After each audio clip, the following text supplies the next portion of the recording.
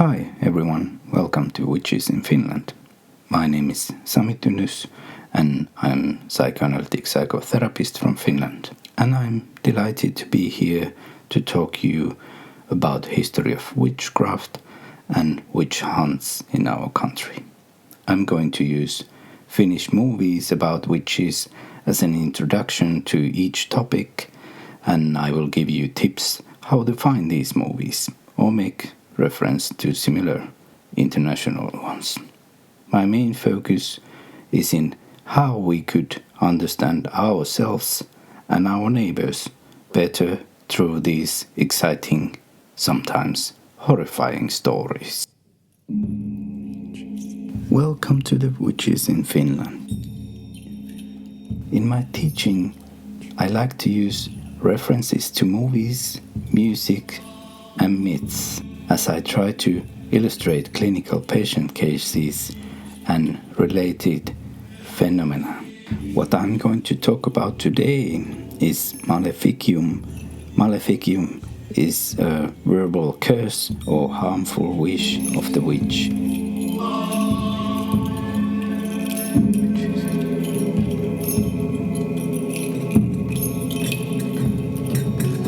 Witches.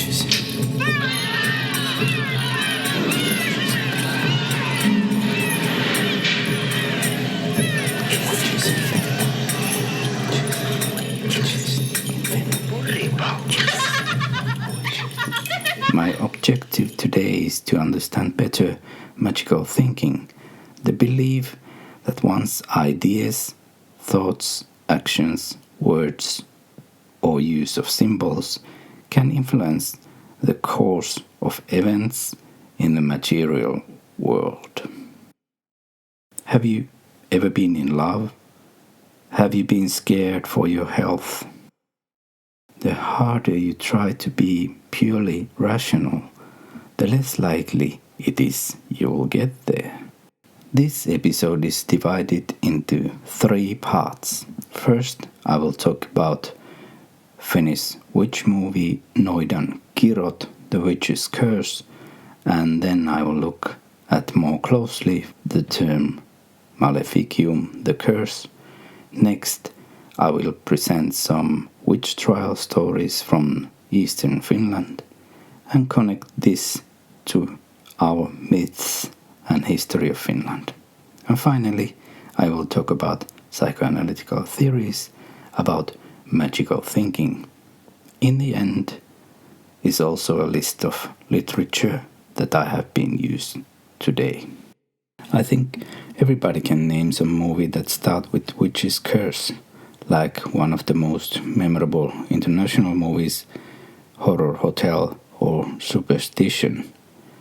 I'm talking about scenes just before witch being burned at the stake by the villagers, which is shouting a curse upon them. As Whitborn has stated, when people are unsure about an outcome, they try to find a way to control it. For many people, not having control over an outcome is a frightening proposition. The more important these uncomfortable situations are, the more likely you try to dream up ways to control their outcome. We often do this without even being fully aware of what we are doing. Unpleasant surprises we often ignore by stating that I knew this was the case. The greatest uncertainty in life is death, and same time, of course, it is the most certain thing.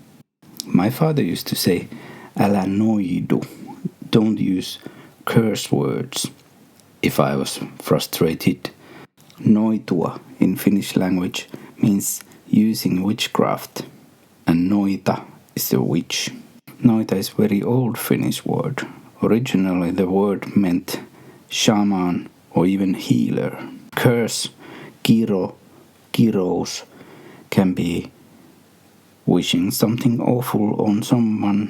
In historical Finnish witch trials, people often believed that their source of livelihood was cursed, such as crop, brewery, and farm animals. You can perhaps relate to this if you believe that somebody is stealing money from your bank account or try to hurt your children. Using poison or other intentional ways to directly kill somebody was quite rare in Finnish witchcraft trials.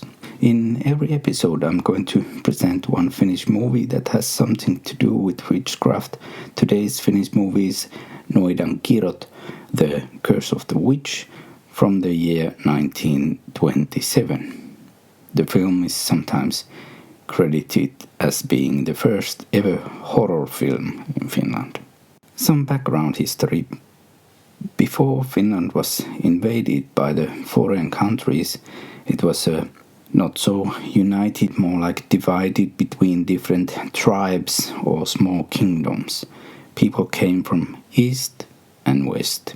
After that, Finland has been under pressure from the great powers of Sweden about 600 years and Russia about 100 years. We have also Sami culture in the north that has their own cultural features. This movie, Noidan Kirot, is based on the book that was written in 1914 when Finland was under Russian rule, and after a few years, 1917, we were independent. Movie Noidan Kirot was directed by Teuvo Puro, and it is based on the novel of Väinö Kataja. Actually, you can see that there are perhaps also political tensions behind the storyline. Working class is seen quite cruel way, and heroes of the movie rely on the government. Movie is a picture about the Lapland region and the old superstitions of the people who lived there. But actually, beautiful landscapes has been captured in the central Finland in Korpilahti. It's a silent movie, and I mean really silent, without any background music. In that time, when the movie was presented in different cities, there could be a large or small orchestra playing the music.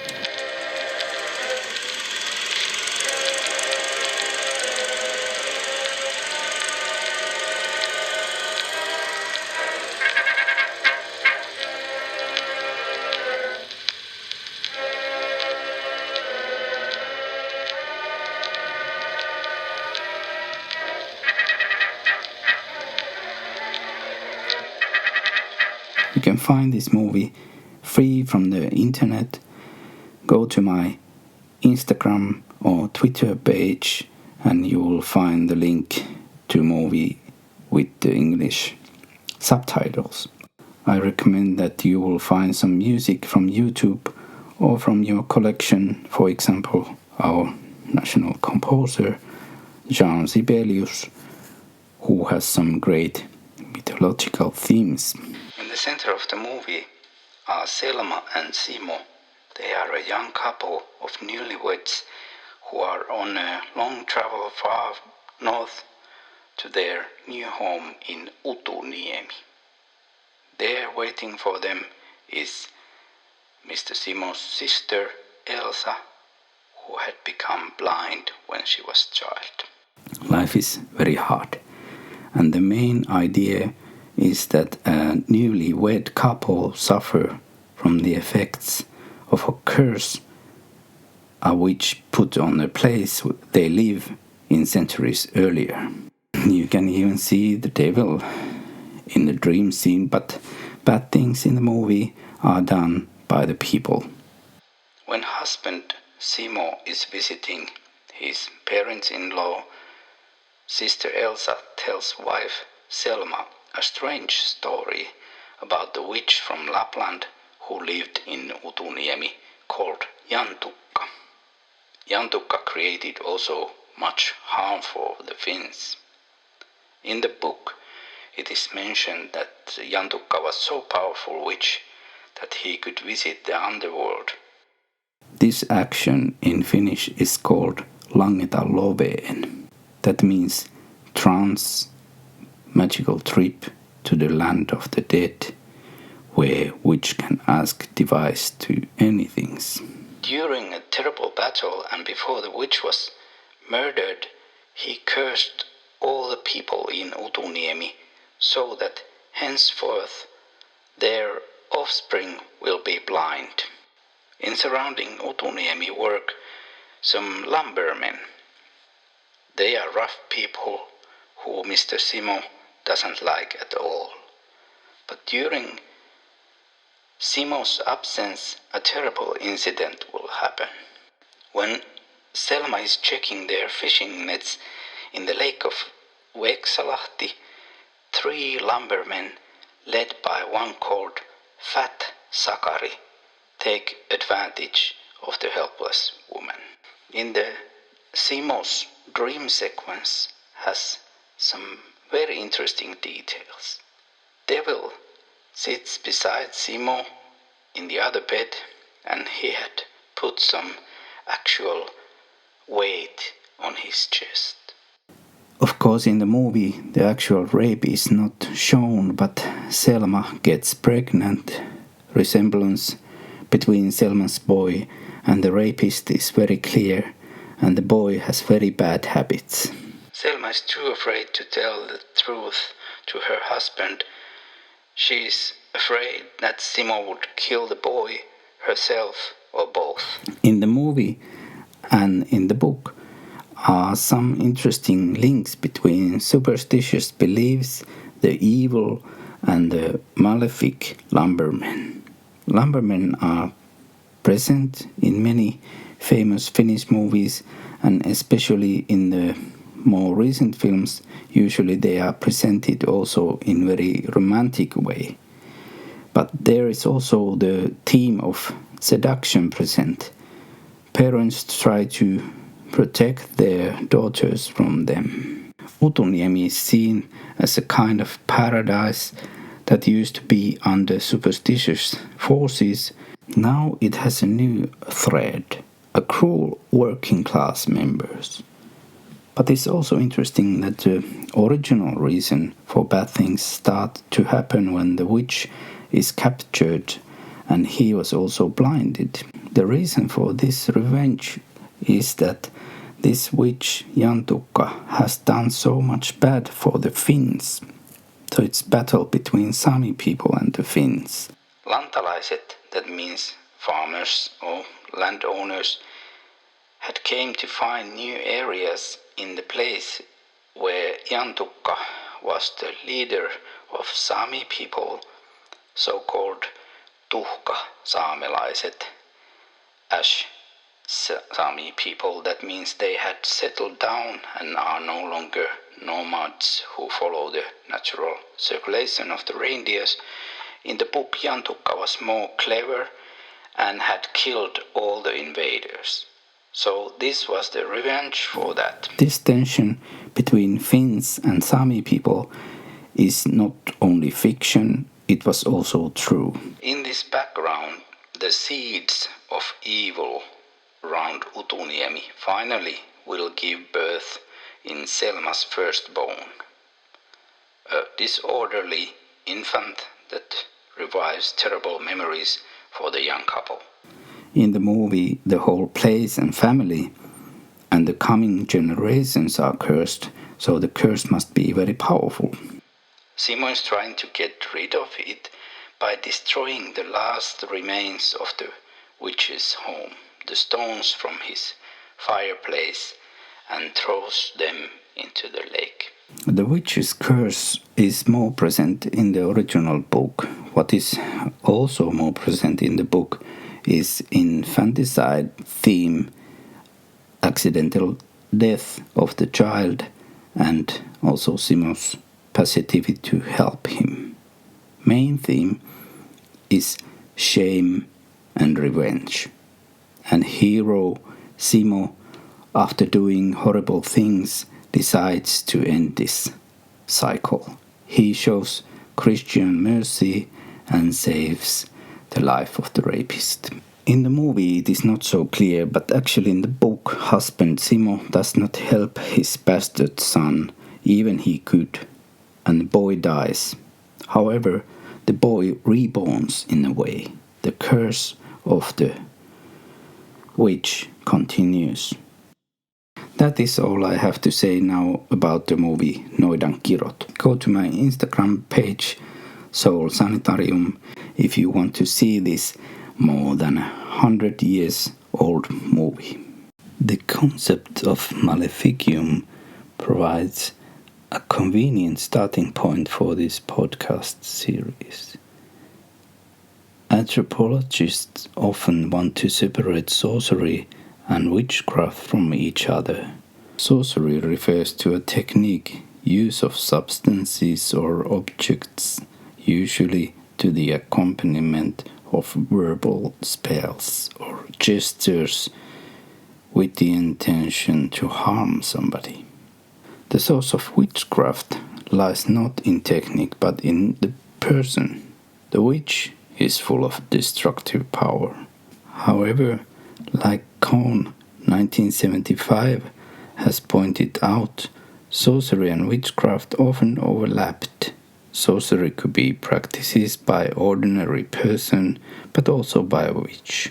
In the official documents, Maleficium meant harm doing by occult means.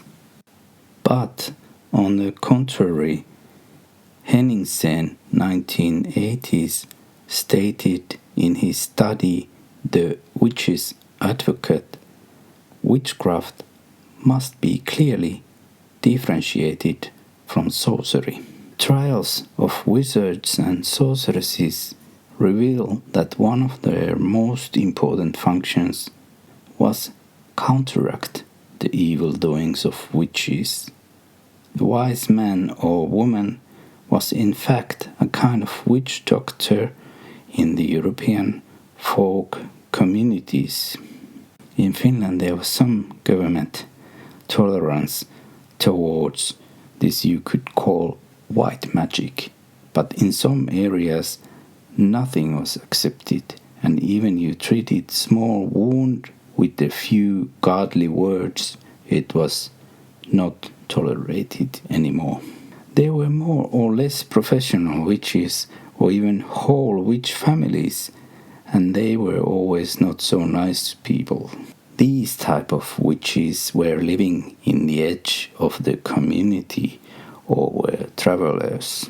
However, like Henningsen, who have been studying Basque witchcraft and Spanish Inquisition in his book 1980s, writes that in the witches' Sabbath style of trials were more likely any other human beings living inside community. These witches operated years in secret ways, and their supernatural powers were much more horrifying, and clearly they had regular connection to Satan. Like Levack have stated in 1987, the emergency of the belief that witches were not merely magicians but devil worshippers changed the nature of the crime of witchcraft. It made witches not simply felons but heretics and apostates, evil individuals who had rejected their Christian faith. I will talk about Sabbath type of trials and higher academic witches in Finland much later in this podcast. In the history of Finnish witch hunts, according to Jari Eilola 2003, Noitus Maleficium has two typical characters. First, it is strongly based on the speaking and talking, so-called word magic. The target is usually the health of the people, their domestic or you can say farm animals, for example pigs, cows and sheep, and the happiness or luck of the household.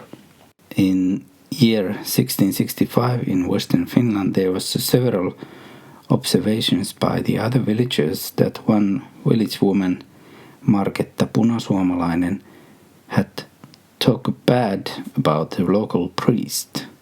she had said that this black crow is soon going to drop down from the church pulpit. In the other source, she called him barking black dog.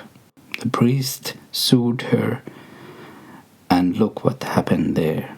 The priest died just the night before trial. The trial was never held. Later she was accused again when she visited one sick child. People said she did not wish well and was mumbling something bad, and the boy was getting sicker. Marketta was fined. That usually was 40 Finnish marks. According to Eilola, it is important to notice that you could wish good or bad. It was also important in the witches' trials that if you have named exactly who you wanted to curse, it was an aggravating factor. Like Eilola has pointed out, also the church could curse people. This means that you were an outcast after that. This can be found from the Bible too. It's in the Corinthians. If anyone does not love the Lord, let that person be cursed. There has also been some discussions in Finnish social media that the modern church should apologize its attitudes during the Finnish Civil War in 1980. Finland was divided into two sides, the white and the red. White part were the winners, and like usually the war was very cruel and lots of people from the red side were imprisoned and executed. It is also known that one of our bishops wanted to set the church curse upon the working class. He stated that it should be left to the Satan and had said that there should not be any emancipation towards women who fought in the red side, also because they should be killed like men, and that way their offspring prevented.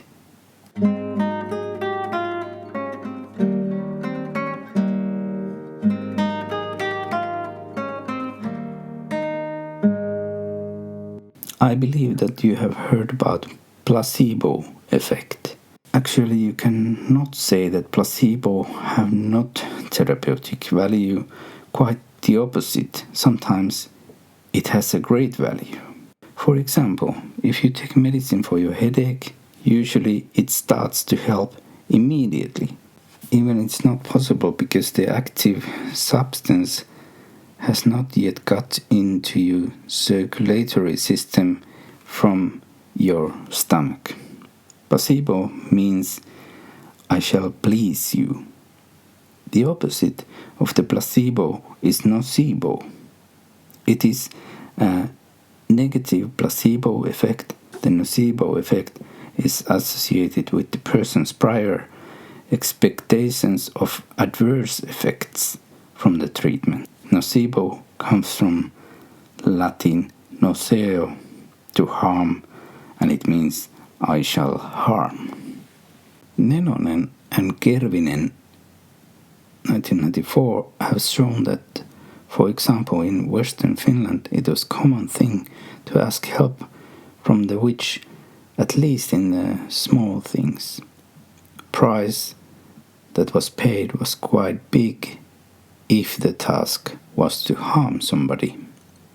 Person who contacted the witch got, for example, 1 cow for his services, and the witch got 2 pelmets of sugar peas, 1 barrel of rye, 8 kilos of butter, and meat and fat when the magic worked.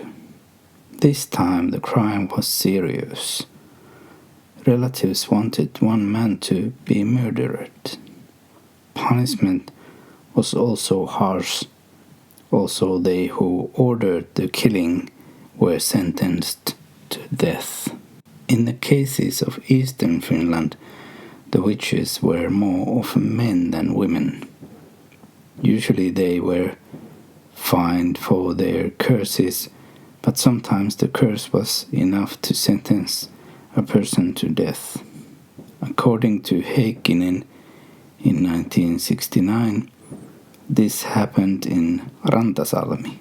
Dragoon Jöran Venäläinen was a soldier, but also a drunk. Perhaps his idea was to get more beer, actually, when he said to one couple that their crop was under a curse. They did not believe him, so he suggested that if he proves that he was right, they should give him 4 full cans of beer. He was digging under one pine tree and found an egg that had inside 9 grains. This spell was the reason for couples' bad luck in their fields. The court's order was harsh. They sentenced him to death, and the reason for that was he was in alliance with the devil. Mia Kuronen has studied witchcraft in the Kuopio region in Eastern Finland. People of Savo area. Savo or Suvanto means a stream pool stretch on a river. The distinctive quality of Savolaiset is also reflected in the small number of witchcraft cases. During his mission in 1670, Count Johannes Kajanus discovered that the people in Kuopio, Iisalmi and Pielisjärvi were still spending the old festive experiences of their ancestors. These were Olavis lambat, Kekri lambat, Katrinas gifts, Tapans pauls, Ukon vakat, etc. Some of these festivities were pagan, such as Kekri and Ukko's festivities. Katrinas gifts were celebrated on Kaisan's Day as a Catholic celebration of Saint Catherine. In the church of Kuopio, the people sacrificed different things, food and animals, on the altar for a long time. For example, in the midsummer, the people prayed to both God and spirit beings. Among people, it was understood that it was necessary to use a mediator. For example, sacrifice between a man and his gods. Sacrifice was given in the hope of service in return. Sacrifices were performed in connection with various celebrations, were still part of the normal life cycle in the 17th century. 1650s or 1660s, the pastor of Kuopio, who served as governor of northern Savonia, destroyed the sacrificial trees of the people of Kuopio with his sacristan Martti Lyytikäinen. The sacrificial trees were sacred trees located near the house, of which sacrificial rituals were performed for the honor of the deceased or else. Okay, here is very interesting point. Religious saints and spirits of nature mingled in the mouths of the people. It is quite typical that magic were done also in the God's name, or still in St. Mary's name. Even Protestant religion started to be the established church in Finland. However, the further away from the center of power, the more it mixes with the local color. And center was in Stockholm, far away from the Eastern Finland. Something about the old gods of Finnish people. Some of the spells in Savo area featured the magical Loviatar, who in Finnish folklore is the blind daughter of Tuoni and Tuonetar. Loviatar was the mother of 9 diseases, the mother of accidents and sickness. She has 9 sons: stitch, colic, gout, rickets, boil, plague, scab, eater. Stitch is like witch's arrow, and the eater, of course, is Cancer. The ninth son will remain unnamed. Him she bade yonder trust to be water wizards, witches in marshy depths, and the envious everywhere. Envy was a cause of many accidents. In old tales, sometimes Loviatar and Louhi are one mythical person, but who collected the Kalevala Lönnrot. In his collection, they are two different persons. Louhi is northern witch, and Loviatar is daughter of the gods of the underworld, Tuonela. I will read shortly about Loviatar from the Kalevala poem 45, where Loviatar gives birth of her 9 sons. Some background: Louhi, mistress of the Northland, got some news of luck of people in the Väinöland that made her very envious, and she kept thinking what doom she could bring about for the folks of Väinöland, Kalevala people. Louhi offered her sauna for the Loviatar, who was worst of Tuoni's daughters. She was pregnant, and the poem it is described how she gave birth her sons in the sauna, typical place for childbirth in the old days, and named them as I just told their names. I read shortly from the original book.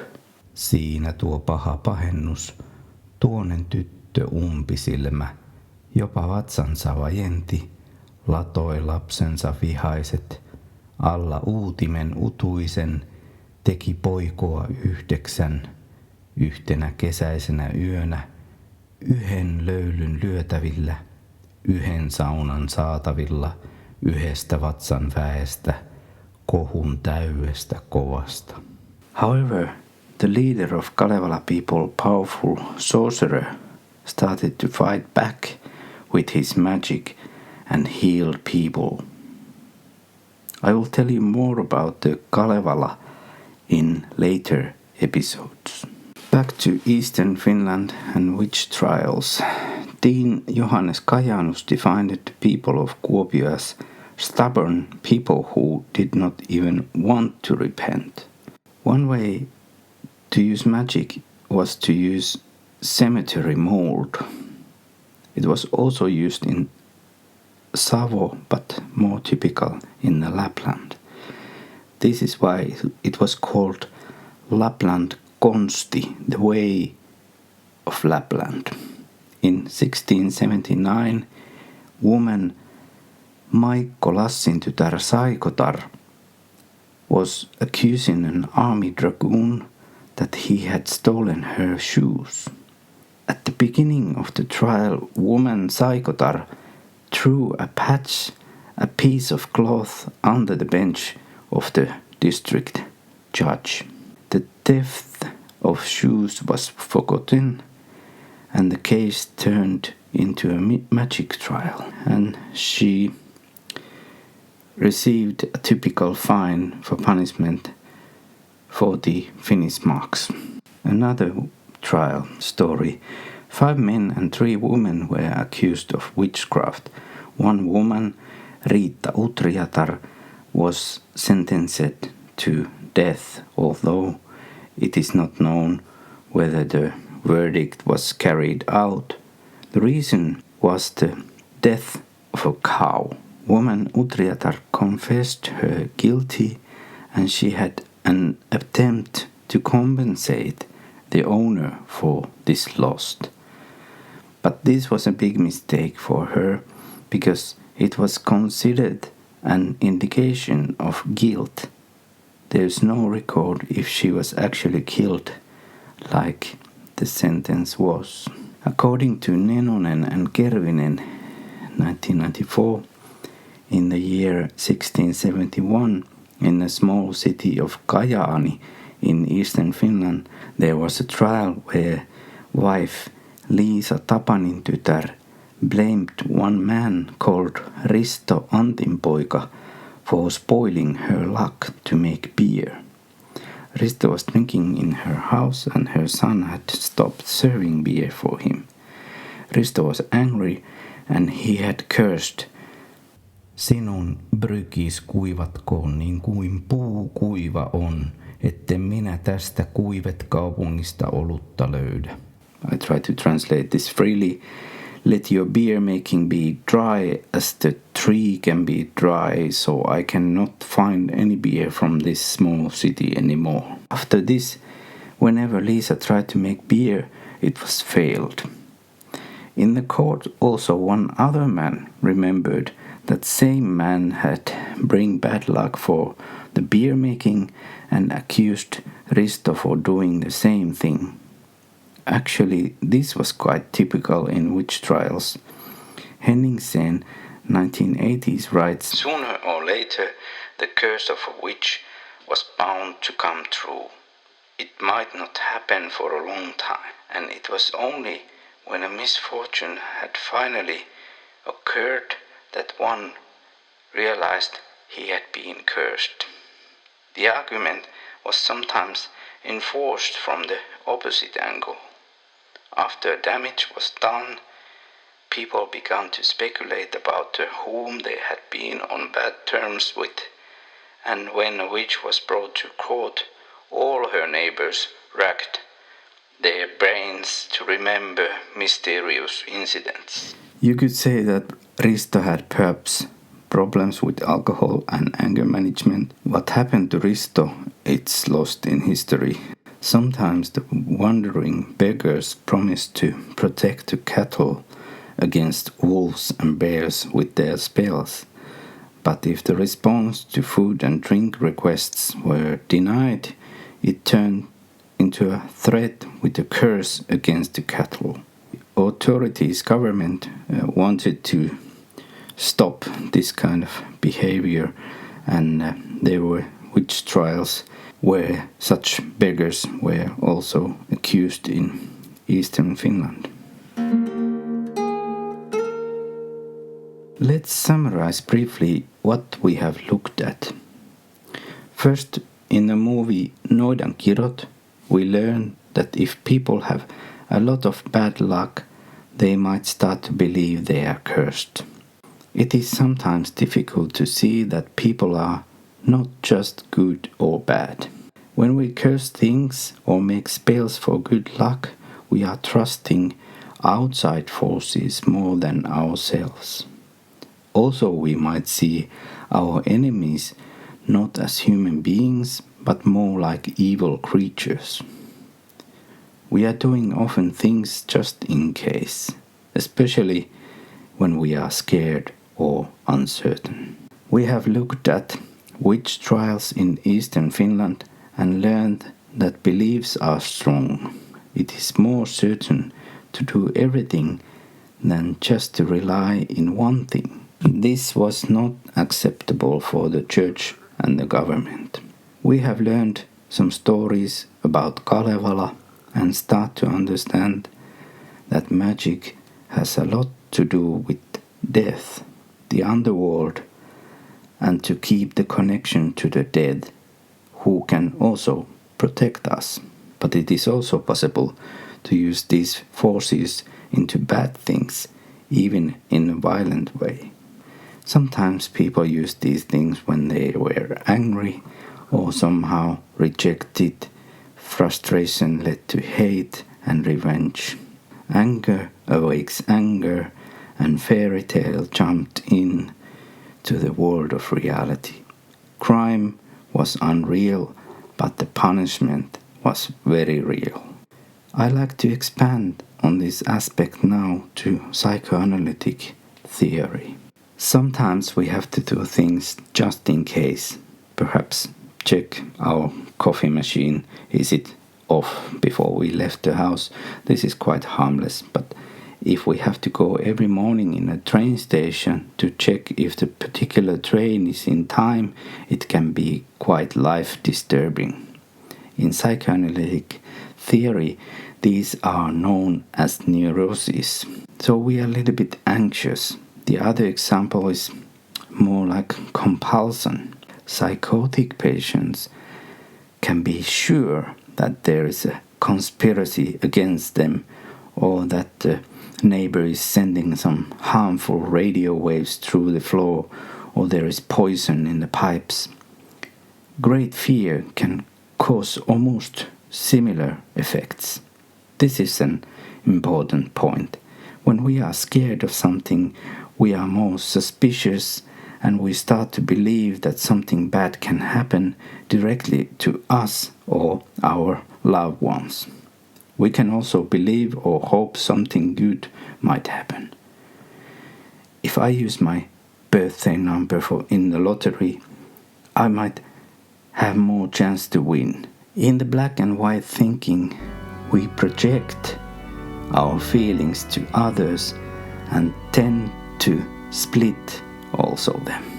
An example: this boy could notice me if this other girl would not exist. That is easier than think that I'm angry for this boy because he doesn't care about me, or I am too afraid to do anything for this situation. So you might want to put curse upon this other girl and make love spell for that boy to take a shortcut, jump over these difficulties.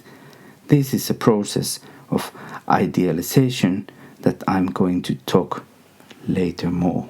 Next time when you see commercial of the insurance company, try to focus what fear of mine they might use to sell this insurance to me.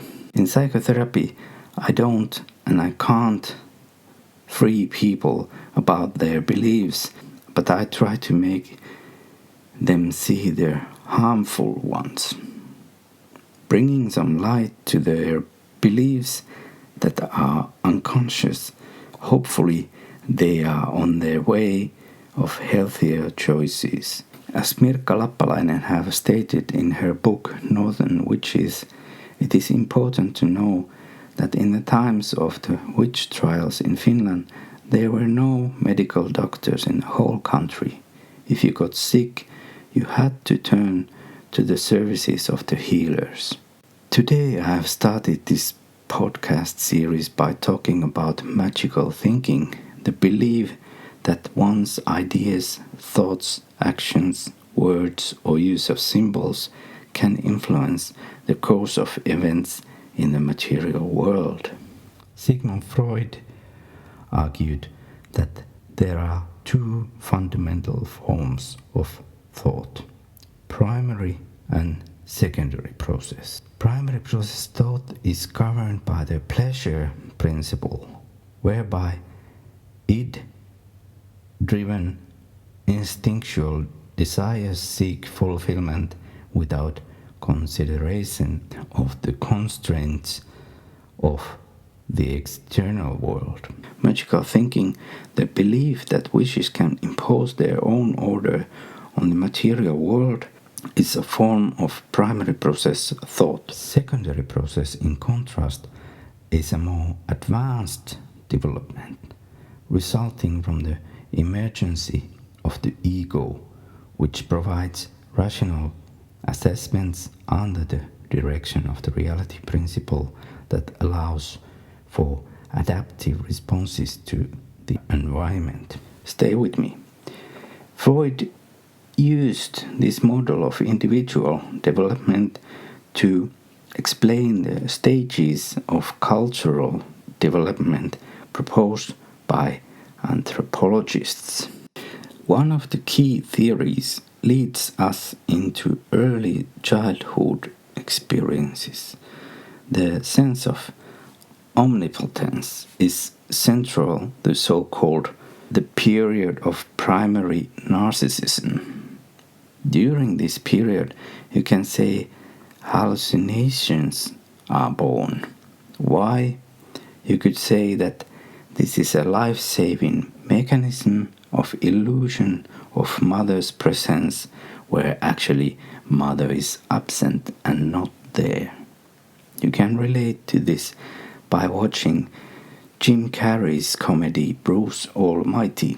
Also for a baby, it is a result of a wishful thinking. Baby thinks that he can control the external world, like, okay, I'm hungry and thinking that it would be convenient to get the food now, and behold, the breast was there. However, the omnipotence is also a feature of obsessional pathology. As Melanie Klein noted, development from this is a compromise thus emerges between the pleasure principle that regulates wishes and fantasies and the area in which the reality principle prevails in the sphere of thoughts and established facts. Interaction with supporting and loving parents is essential in this development. There should be a phase that Winnicott calls an transitional space. Transitional objects are needed to help this phase. Do you remember Linus from Peanuts cartoon? He always carried around his little blue blanket. You could say this is kind of madness, magical thinking. However, it is also a start for the creative thinking.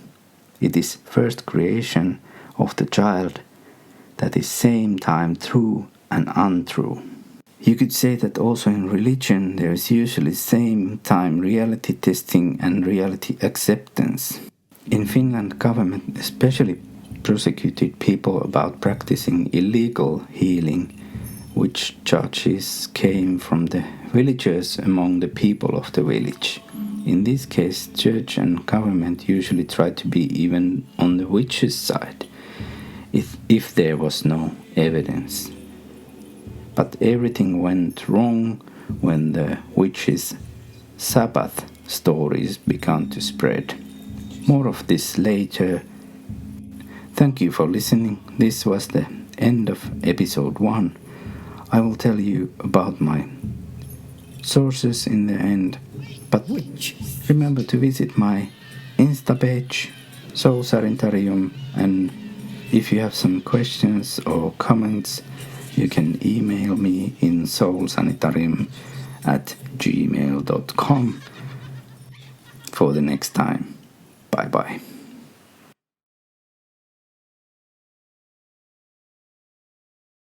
Sources: Antero Heikkinen, 69, The Devil's Allies, Paholaisen liittolaiset, Perceptions of Witchcraft and Magic Trials in Finland in the second half of the 17th century, Norman Cohn, 75, Europe's Inner Demons, Gustav Henningsen, 1980, The Witch's Advocate, Brian Levack, 1987, The Witch Hunt in the Molly, Brian Levack in 1987, The Witch Hunt in Early Modern Europe, Marko Nenonen and Timo Kerminen, 1994, Synnin palkka on kuolema, Price of the Sin is Death, Lyndall Roper, 94, Oedipus and the Devil, Jari Eilola, 2003, Rajapinnoilla, On the Borderlines, Boundaries Between Accepted and the Forbidden in Finnish and Swedish Witchcraft and Magic Cases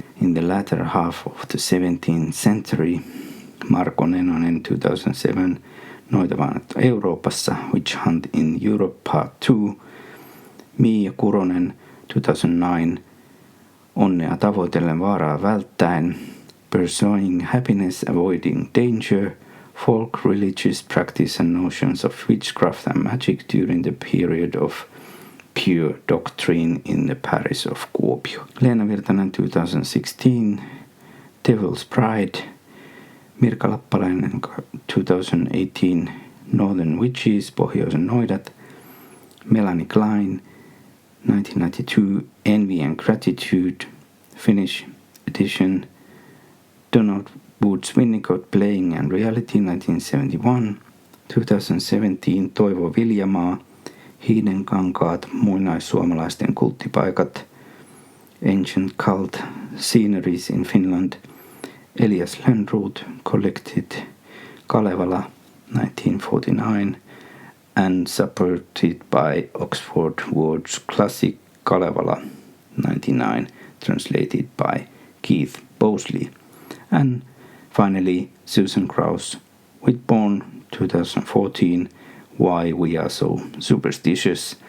Research shows why we believe a lucky hat or a chair can make all the difference. Thank you.